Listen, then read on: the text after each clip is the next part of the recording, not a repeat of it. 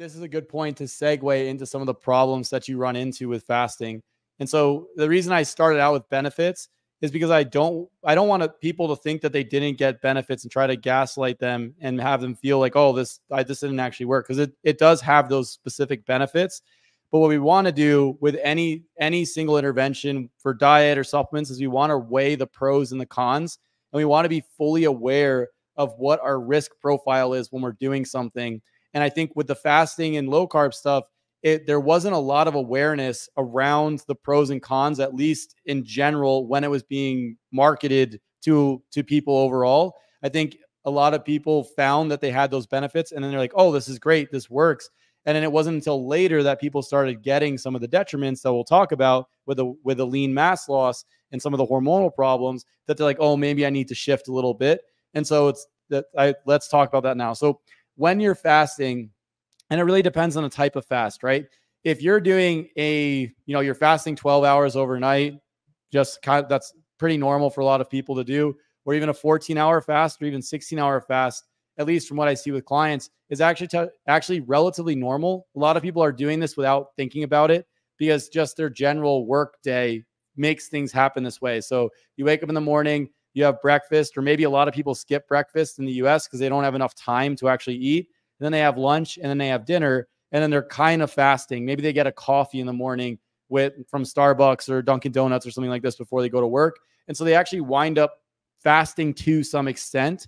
And so a lot of people are running like that. That type of fasting, while I don't think it's ideal, it's very different from doing like even single day fast or 3-day or 7-day fast, which are the other regimens that people talk about. So there's the intermittent fasting, there's different terms. So you have intermittent would be having a eating window, maybe 4 hours, 6 hours, 8 hours, 10 hours in a day. Usually for women, they do more of a 14-hour fast because the fasting is a little bit more difficult on the female hormonal profile. And for guys, they usually do a 16-hour fast in this setup. You also then have alternate day fasting, where you just don't eat for a certain number of days per week. And then you have these actually extended 3-day, 7-day fasts and things like this. As you get more severe with the fasting, 3-day, 7-day fasts, and even some of the alternate day fasting stuff, the cortisol values, the growth hormone values, and these different stress hormones start to rise. And their job is basically to break down your fat stores, break down your glycogen stores, which are your stores of carbohydrate, and break down your protein stores, which happen to be your muscle tissue, to provide fuel in this period of time. Now, with fasting, when your body is releasing all these hormones and lowering thyroid function, lowering the sex steroids, so in women that would be estradiol, progesterone, and with men that'd be testosterone and dihydrotestosterone, as those things are all lowering down, you get put into a catabolic state, and those stress hormones are also lowering your metabolism in an adaptive fashion, because basically you can't keep this high level of metabolism while you're breaking down all your body's stores, because you will wind up shredding your own body tissue. So you have to adaptively lower your metabolism. And so some of the things that happen is you will start to get that hunger signal will be adjusted downward. And so a lot of people, when they're in that fasting state, they do find, especially if they're doing low carb and fasting and keto with fasting, because you have a high satiety diet, lots of protein, lots of fat, not so much carbs, and maybe some fiber from vegetables, especially very low calorie, low carbohydrate vegetables like greens, that'll fill you up in a meal. And then you're not going to be hungry for hours on end.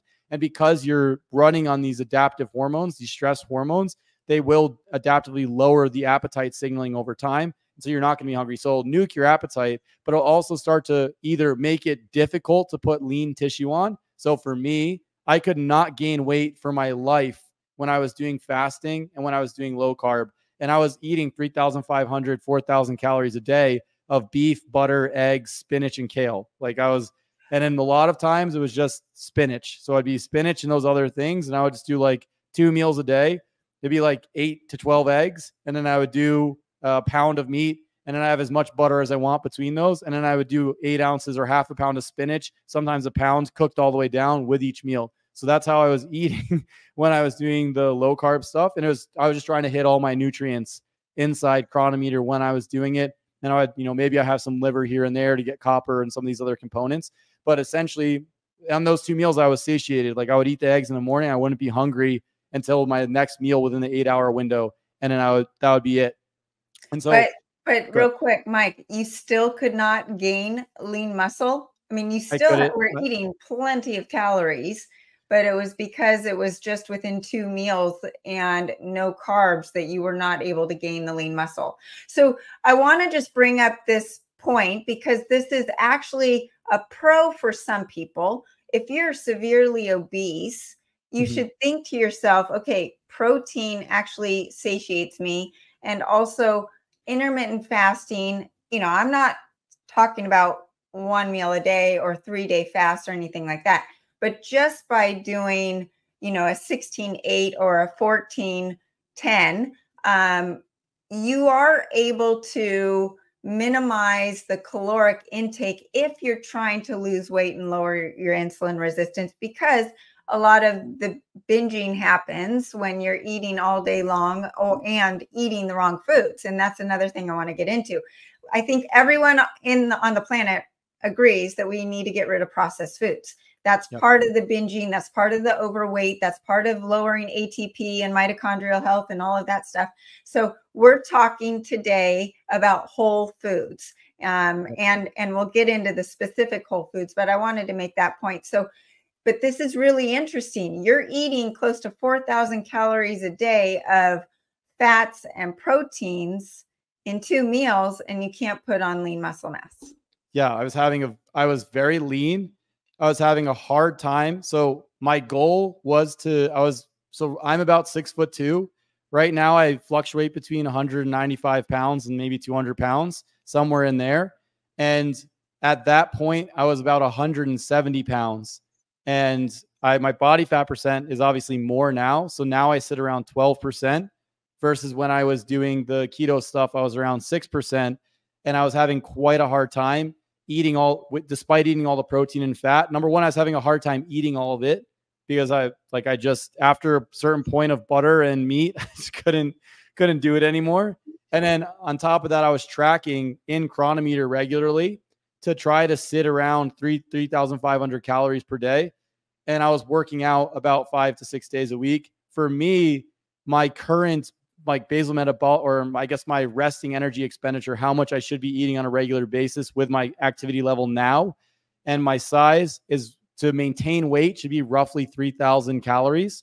And so I tend to eat around 3,200 and I maintain weight around 3,200. At that point, I was doing closer to 3,500 and I still was not gaining weight. If anything, I was just extremely lean. So I had veins. My veins were all over my stomach, popping out, type of thing like that.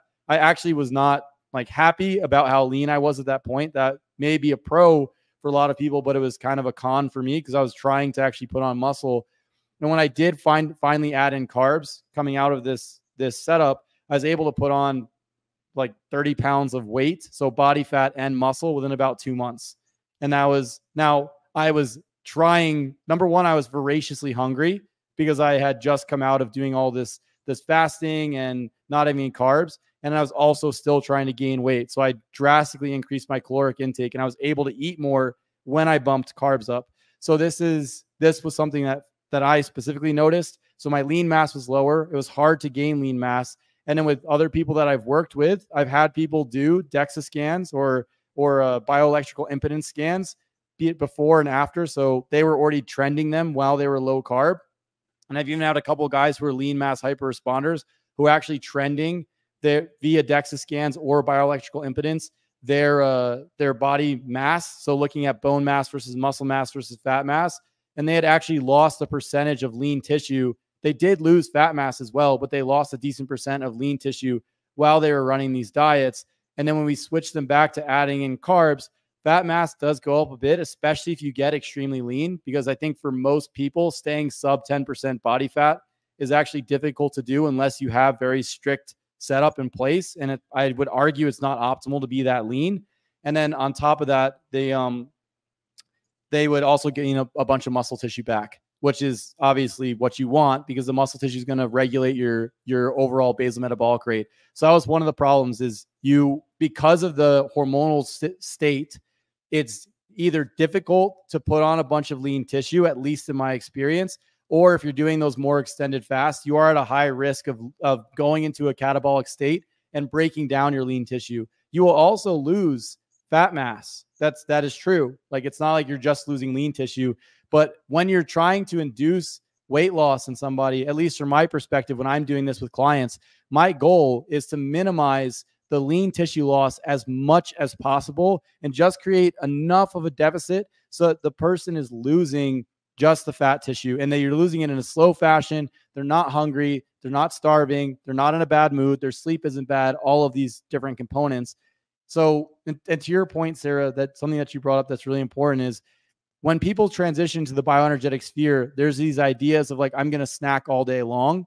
A lot of times when I'm working with clients, it's let's actually just have 3 or 4 square meals a day or 3 meals and a snack, and do not eat outside of those time periods, because there is effects on blood sugar of just plowing away at carbohydrate all day long and things like this. If you do find that maybe you're getting blood sugar dips or you're getting hangry or something like that, using carbohydrates strategically can be important. But we can also talk about there's a way to set up your diet, understanding the effects of protein and fat on satiety so that you can minimize those problems, especially overnight or in long gaps between meals if you have a crazy work schedule or something like this.